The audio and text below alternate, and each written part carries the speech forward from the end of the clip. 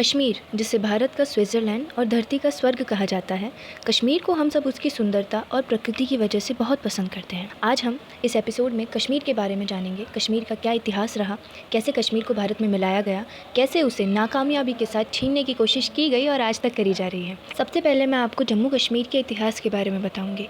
इतिहास के लंबे समय तक मौर्य और कुषाणों ने शासन किया। इतिहासकार कल्हन की किताब राजतरंगिणी के मुताबिक सम्राट अशोक कश्मीर के प्रमुख शासक रहे। इन्होंने ही श्रीनगर शहर को भी बसाया था। उनके बाद कश्मीर के राजा कनिष्क का राज्य रहा, जिन्होंने कश्मीर में बौद्ध धर्म का प्रचार चालू करवाया। इसके बाद कुछ समय तक कश्मीर में मिहिरपुर राजवंश रहा।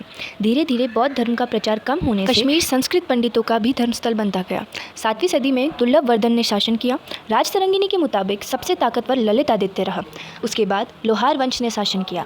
12वीं सदी तक कश्मीर में हिंदुओं का शासन रहा। 1339 में मुसलमानों का शासन हो गया। इनमें सबसे पहले शामीर शमशुद्दीन था। उसके बाद जैनुल शाह आबेदीन, जिसे कश्मीर का अकबर कहा जाता था। 1586 में अकबर के काल में कश्मीर में मुग़ल शासन आया। लंबे समय तक मुग़ल शासन रहा। 1772 मुग़ल शासन कमज़ोर पड़ता गया। अब मुग़ल शासन को कमज़ोर करने के बाद उसे हटाने के लिए अहमद शाह अब्दाली ने कश्मीर को जीत लिया। 1819 तक अफ़गानों का शासन रहा, लेकिन 1820 में महाराजा रणजीत सिंह इन्होंने अफ़गानों से इसे जीत लिया। 1840 में लाहौर समझौते के दौरान राजा गुलाब सिंह को कश्मीर सौंप दिया गया। उनके बाद महाराजा अमर सिंह, प्रताप सिंह और फिर 1925 में महाराजा हरि सिंह, जो डोगरा वंश के शासक भी थे। जानकारी के लिए बता दूं, कश्मीर का पूरा नाम सतसीर था, जिसका मतलब पानी से भरा होता है। ऋषि कश्यप ने इसे बाहर निकाला और इन्होंने इसका नाम कश्मीर दिया। अब ये तो था कश्मीर का पूरा इतिहास। अब हम जानेंगे कि आखिरी राजा महाराजा हरि सिंह ने कश्मीर पर कैसे राज्य किया, कब उन्हें राजगद्दी मिली, कब उनका निधन हुआ और कैसे उन्होंने भारत के साथ कश्मीर को मिलाने का फैसला लिया। महाराजा हरि सिंह, जिनका जन्म 23 सितंबर 1995 में जम्मू में हुआ था और उनका निधन 26 अप्रैल 1961 मुंबई में हुआ। कश्मीर का इतिहास शुरू से ही बहुत गौरवशाली रहा है।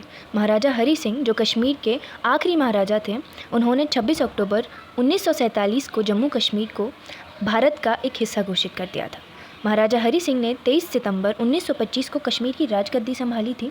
हरि सिंह ने बहुत से ऐसे काम किए जिससे उनकी रियासत जम्मू और कश्मीर में कई नए बदलाव देखने को मिले। उन्होंने दलित हिंदू लोगों के लिए सभी मंदिर के दरवाजे खुलवाए थे। ये फैसला उन्होंने 1929 में लिया था। राजा हरि सिंह हमेशा से मुसलमान लीग और उनकी संप्रदाय सोच के खिलाफ थे। 26 अक्टूबर 1947 में उन्होंने जम्मू कश्मीर का विलय संवैधानिक विलय पत्र के आधार पर किया, लेकिन उन्होंने उस विलय पत्र में स्पष्ट रूप से लिखा था कि मेरे विलय पत्र में भारतीय अधिनियम द्वारा मेरी शर्तों के बगैर कोई बदलाव नहीं होगा जब तक मैं तैयार ना हो जाऊँ।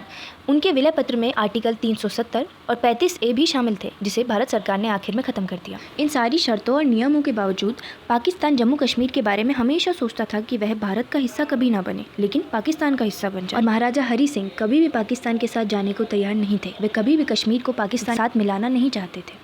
इसी बात से नाराज़ होकर पाकिस्तान ने 22 अक्टूबर 1947 में कश्मीर पर हमला कर दिया।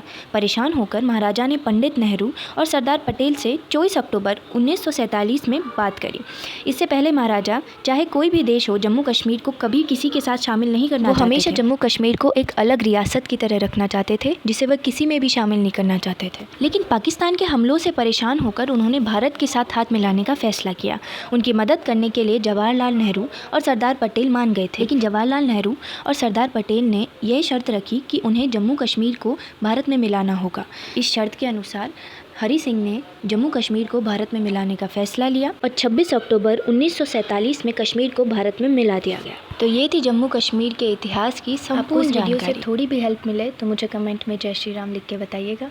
मिलते हैं अगले वीडियो में, तब तक के लिए स्टे ट्यून्ड। नमस्कार।